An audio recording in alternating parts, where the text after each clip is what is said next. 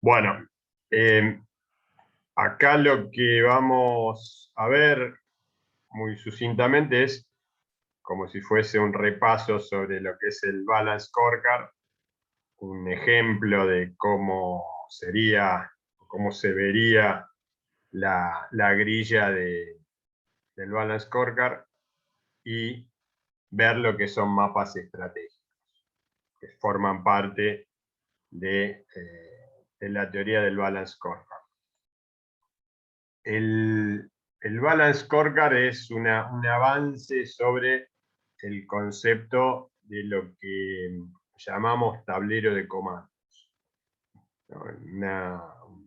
Una modalidad surgida allá por los años 80, principios de los 90, en donde unos profesores franceses se les ocurrió empezar a generar información resumida a base de ejemplificarlo como si fuese un tablero de comando de, por ejemplo, un auto. Como sabemos, los automóviles tienen una serie de indicadores, ¿no? El indicador de la temperatura del motor, de la velocidad a la cual vamos, de la cantidad de revoluciones por minuto, y dependiendo del nivel de qué tipo de gama tenga el auto, tendrá más o menos indicadores respecto del funcionamiento del auto, ¿no? Indicadores de si las puertas están abiertas, cuál es la presión de las gomas, una serie de elementos que pueden llegar a ser útiles para el manejo, la conducción. Esta fue la idea original de los tableros de comando, mediante los cuales, con algunos pocos indicadores, yo pudiera tener una noción de la empresa como un todo.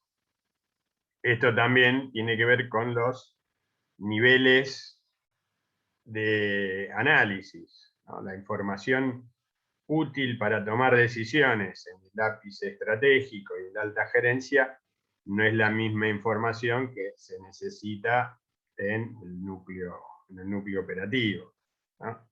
Entonces, yo podré armar indicadores específicos para cada nivel organizacional y para cada uno de los departamentos propios, ¿sí? ¿Por qué? Porque la información que requiere el departamento comercial no necesariamente es igual a la información que necesita el departamento administrativo. Esta idea fue evolucionando y en algún momento los profesores americanos, en este caso, o norteamericanos, sacan esta idea de balance scorecard. Esta idea está basada en 4 grandes dimensiones que incluyen a la dimensión financiera, pero agregan otras dimensiones. Antiguamente uno lo que miraba o visualizaba para poder entender si la empresa estaba yendo por el buen camino era solamente las perspectivas financieras, es decir, que también le daban los números, si daba rentabilidad, cuál era la rentabilidad medida sobre las ventas, ese tipo de cosas. Pero con Balance Scorecard lo que se hace es ver otras dimensiones, otras perspectivas, y todas estas dimensiones tienen que estar coordinadas. Entonces, además de la perspectiva financiera, por ejemplo, está la perspectiva del cliente. Y la perspectiva del cliente lo que trata de determinar es qué tan satisfecho el cliente está con nuestra empresa, con nuestro producto, si esos clientes son recurrentes, si son fieles a nuestro producto, a nuestra marca, si esos clientes son nuevos o son habituales, si hacen recompra, si compran en otro lugar, o qué requerimientos pueden llegar a tener, o de qué forma uno puede mejorar el producto en función de las sugerencias del cliente. Ahora, una empresa que dedica todos sus recursos para que el cliente esté bien, bueno, va a tener perspectiva financiera quizás deficitaria, porque todo ese tipo de acciones requieren financiamiento, aumentaría fuertemente los gastos. Por lo tanto, tiene que ser algo que haga que los clientes estén satisfechos, pero que no resienta, por ejemplo, las cuentas del estado de resultados. Otra de las variables, de las perspectivas, podría ser la perspectiva interna, o también llamada de los procesos internos, en donde lo que se analiza es qué tan eficientes son los procesos propios de la organización. Entonces aquí lo que uno trata de ver es qué tan alineados están los distintos procesos dentro de la empresa. Por ejemplo, si el proceso de facturación no está alineado, no acompaña a los pedidos y la entrega de productos, es probable que un cliente que podría llegar a estar satisfecho con el producto esté insatisfecho porque no recibió nunca la factura, o recibe la factura y hay errores, por ejemplo. Entonces, en lo que es perspectiva interna, habría que ver de qué forma funcionan los procesos internos. Uno de los cambios más importantes que se suelen hacer dentro de las organizaciones es justamente la utilización de un sistema que mejore los procesos internos. Ahora, si esos sistemas son demasiado grandes en función de la empresa, o son demasiado chicos en función de la empresa, no van a estar adecuados a la organización y muy probablemente genere algún tipo de problema. Esto por un lado. Por otro lado también, si yo compro uno de estos sistemas de administración global que tienen un funcionamiento online, en vivo, y no hago, por ejemplo, la capacitación del personal para que pueda llevar adelante estos sistemas, seguramente va a estar funcionando mal. Es decir, acá también tengo que tener algo balanceado respecto al resto. O sea, no comprar un sistema que salga demasiado, que afecte la perspectiva financiera, y además lo que tengo que hacer es volcar parte de los recursos a la otra perspectiva, esta que ven ustedes ahí abajo, que es la de aprendizaje y crecimiento. Entonces, por ejemplo, el tema de la capacitación del personal sería un objetivo que puede llegar a estar alineado con la perspectiva interna. Entonces, como vemos, todas estas perspectivas están entrelazadas, ¿no? Si yo mejoro la capacitación del personal, eso es un gasto, ¿sí? Por más que nosotros pensemos que es una inversión que va a generar algún tipo de beneficio futuro, bueno, eso tiene un impacto económico negativo, porque esa capacitación hay que pagarla, porque el tiempo de los funcionarios de la empresa están dedicados al crecimiento y no a la venta de los productos. Pero esta perspectiva de aprendizaje y crecimiento apunta al mediano largo plazo. Dicho de otra forma, es bastante sencillo mejorar fuertemente el resultado financiero, pero en muchos casos ese resultado financiero de corto plazo se ve afectado en el mediano o largo plazo. Por ejemplo, si yo tengo una buena rentabilidad sobre el producto, quizás no me interese mucho si el cliente está satisfecho o no. Eso puede llegar a ser muy beneficioso en el corto plazo, pero en el mediano plazo seguramente ese cliente se irá con alguien mejor apenas aparezca un cambio. Entonces, de alguna forma, aunque yo tenga alguna función de liderazgo, voy a tener que seguir controlando qué tan bien me perciben los clientes. Lo mismo con el tema de capacitación, lo mismo con aprendizaje y crecimiento, lo mismo con la perspectiva interna. Es decir, estas 4 dimensiones pueden tener cada una de ellas una serie de objetivos, de indicadores de gestión, para formar un tablero de comando especial que se llama Balance Scorecard.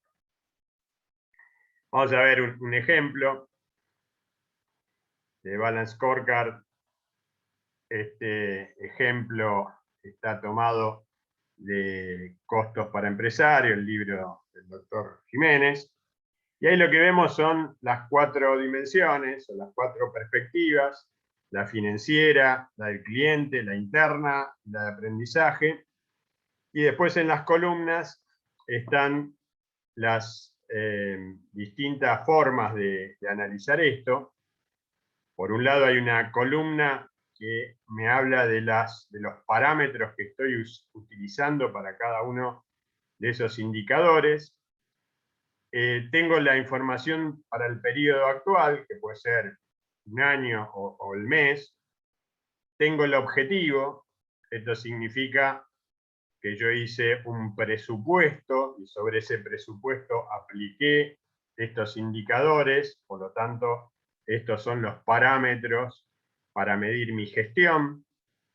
En la segunda columna lo que tengo son los datos reales, y en la tercera columna tengo los desvíos que pueda llegar a haber. Veamos qué indicadores se utilizan en este ejemplo para la perspectiva financiera. Bueno, por un lado, la rentabilidad bruta; por otro lado, la rentabilidad sobre el patrimonio neto, o sea, eso es un indicador muy cercano al ROE, al Return on Equity. Otro indicador puede ser el índice de liquidez. Otro, el ciclo de cobranzas, que está medido en días. Y por último, el ciclo de cuentas a pagar. Cada vez que yo armo indicadores de gestión, tendré que tener en algún lugar un pequeño instructivo, un pequeño manual donde diga cómo hago este cálculo, por ejemplo, de ciclo de cobranzas. ¿Cómo hago ese cálculo? También tendré que poner cuál es la unidad de medida, tendré que poner un objetivo, y también debería decir qué tan sensible es el desvío como para que yo pueda generar algún tipo de reporte.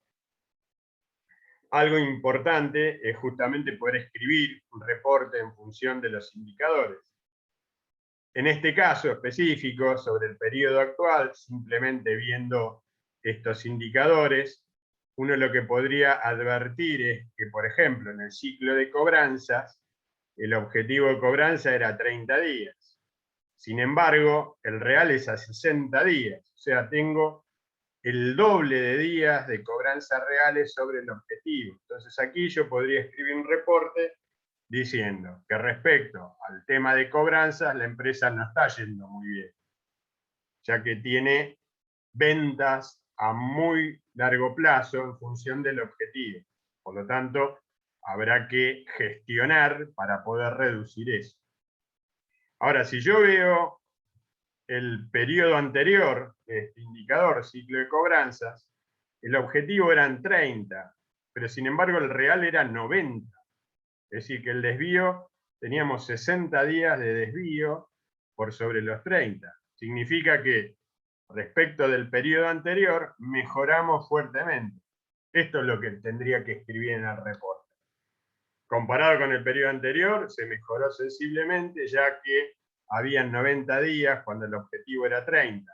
En el presente periodo, el resultado real es de 60 y el objetivo sigue siendo de 30. Por lo tanto, hay una mejora, aunque todavía no es suficiente para llegar al objetivo. Esto es lo que tendría que poner el reporte. Es decir, tendría que estar explicando cada uno de los indicadores, si están en línea o no. Por ejemplo, la rentabilidad bruta, el objetivo es 25 y el real es 23,48. Pero el periodo anterior también era 25 el objetivo y el real fue 22,36. O sea que acá, del periodo anterior al presente, hubo una mejora, pero todavía no se llegó al objetivo. Eso es lo que tendría que ir escribiendo respecto, por ejemplo, de la perspectiva financiera.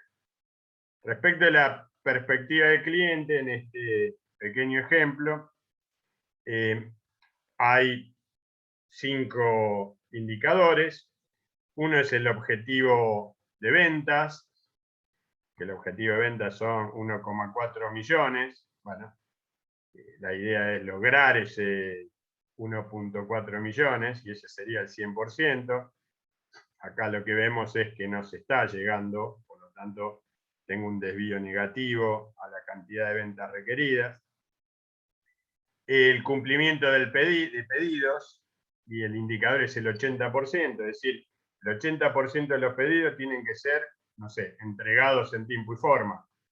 Bueno, solamente se pudieron entregar el 78,70 y el mes anterior estuvo mejor, es decir, que el mes anterior a este empeoró la situación. Las bonificaciones comerciales no deberían ser más del 5%. Bueno, en este caso estuvieron por debajo, o sea que estos desvíos son positivos. O sea, di menos bonificaciones comerciales, significa que di menos descuentos, pero quizás esto esté indicando, como las bonificaciones comerciales, yo las doy por volumen, quizás esto esté indicando de que como no estoy llegando a las ventas proyectadas, por eso el indicador me da menor. O sea que no es tan bueno como lo podríamos haber visto en primera instancia. Luego el otro indicador sería cantidad de nuevos clientes, y la idea es que el 20% de los clientes sean nuevos. Bueno, en el periodo anterior se superó esa cantidad, en este periodo no. Y clientes activos, el 80% de la cartera de clientes. Es decir, el 80% de los 100 clientes que tengo en la cartera tendrían que haber estado generando alguna transacción con la empresa. En ninguno de los 2 meses se logró eso. La otra perspectiva, que es la perspectiva interna o de los procesos internos, fíjense, uno de los indicadores es tiempo de producción en horas máquina. Bueno, lo mismo, un objetivo, el indicador real que estuvo por debajo, por lo tanto estuvimos por debajo de las horas máquinas o del nivel de actividad. La capacidad de producción debería estar en el 85%, y no se alcanzó en ninguno de los otros 2 periodos. La cantidad máxima o el porcentaje máximo de rechazos internos debería ser del 5%, y fue solamente el 2,97, o sea que este es un buen indicador, o sea, hubo menos rechazos que los esperables o que los tolerables, mientras que en el periodo anterior estuvo por arriba. Máximo de ausentismo, el 1% del personal o el 1% de las horas. Por eso digo que esto debería figurar cómo hice el cálculo, si es sobre las horas, si es sobre la cantidad de gente. Bueno, el máximo debería ser el 1%, en ninguno de los casos se llegó. Estamos bastante bien porque estamos casi 10 veces menos, o sea, un décimo del objetivo. Y la cantidad de personal temporario en unidades 2, y este se cumple perfectamente. Por último, la perspectiva de aprendizaje, capacitación o aprendizaje y desarrollo. Por un lado es horas de capacitación, en porcentaje debe ser un porcentaje sobre el total de horas trabajadas, 20%, en ambos periodos estuvimos por debajo, pero el periodo anterior sensiblemente por debajo. Nivel de educación, bueno, acá habría que ver si es un porcentaje, por ejemplo, de estudiantes universitarios sobre toda la nómina, por ejemplo. Hoy hay, por ejemplo, indicadores de feminidad, es decir, cuántas mujeres hay dentro de lo que es la organización, y hay algún indicador también respecto de esto, índice de feminidad sobre el directorio, es decir, sobre las posiciones importantes. Índice de rotación de empleados, menos del 1%. Bueno, los índices de rotación son bastante bajos, por lo tanto es una buena noticia. Y porcentaje de sobresaldos de capacitación, bueno, se viene cumplimentando. Es decir, esta es la forma de presentar indicadores de gestión por cada una de las perspectivas, con objetivos y los datos reales para poder tener desvíos y poder generar reportes. El reporte, en definitiva, tiene que estar basado en estos indicadores y en poder entender y volcar en un comentario el funcionamiento de esos indicadores. Ahora bien, Cooper y Kaplan, además de hacer el Balance Scorecard, generaron un libro llamado Mapas Estratégicos. Bueno, este es más o menos la conformación del mapa estratégico. Esto está en inglés, así que yo hice una traducción al castellano.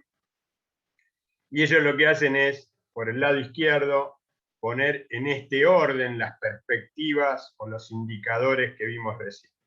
Perspectiva de aprendizaje y crecimiento en la base, la perspectiva interna o de procesos arriba, subiendo la perspectiva del cliente, por último la perspectiva financiera, y en el tope estaría la estrategia organizacional. Es decir, la estrategia, como vimos, que era el objetivo, la razón de ser que podía tener la organización en un contexto futuro. En este caso, la estrategia es generar valor para los accionistas en el largo plazo. ¿Y esto cómo lo hace? Bueno, lo hago con una estrategia de crecimiento y una estrategia productiva. ¿Sí? O sea, en este caso, para lograr este objetivo estratégico debería ser estas dos cosas. Entonces, con esto voy armando el mapa estratégico y voy hacia abajo y digo, para lograr esta estrategia productiva y de crecimiento, lo que necesito es mejorar, dentro de la perspectiva financiera, mejorar la estructura de costos, incrementar la utilización de los activos. Fíjense que esto tiene mucho que ver con el ROA, ¿no? El Return on Assets. Expandir las oportunidades de venta, esto quizás tenga que ver con una estrategia de ampliación de la base de clientes o una ampliación en la base geográfica. Aumentar la percepción de valor del cliente, esto lo vimos en alguna reunión, cómo generar mayor percepción de valor mediante quizás marketing o comunicaciones o ejemplos, el famoso sampling, ¿no? La prueba de productos, etc.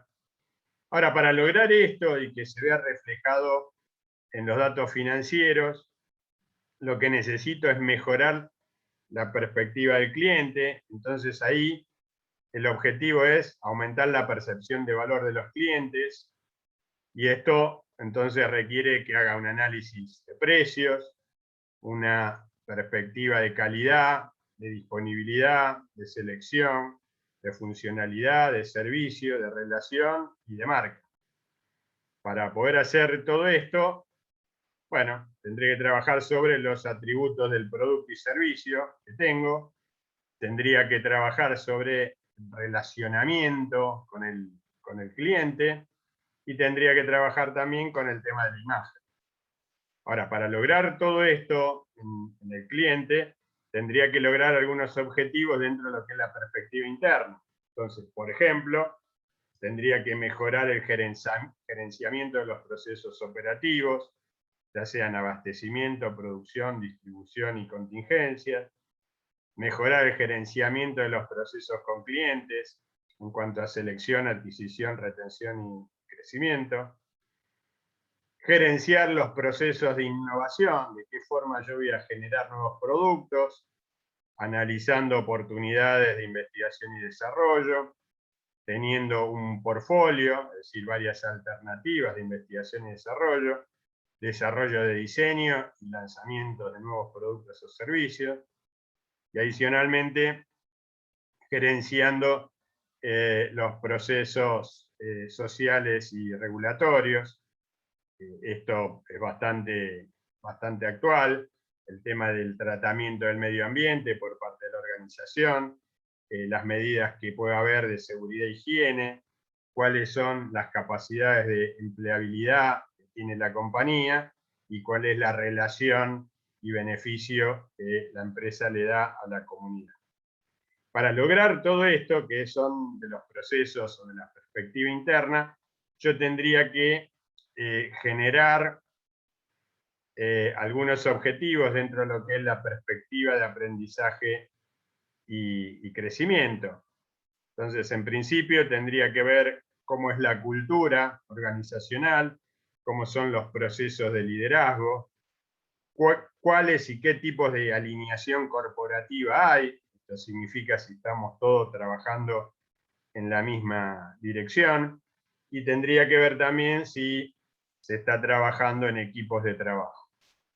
Todo esto es parte del capital organizacional, ¿sí? La cultura, el liderazgo, el alineamiento, la dirección, equipos de trabajo, y todo esto está apoyado tanto en el capital humano como en el capital informático.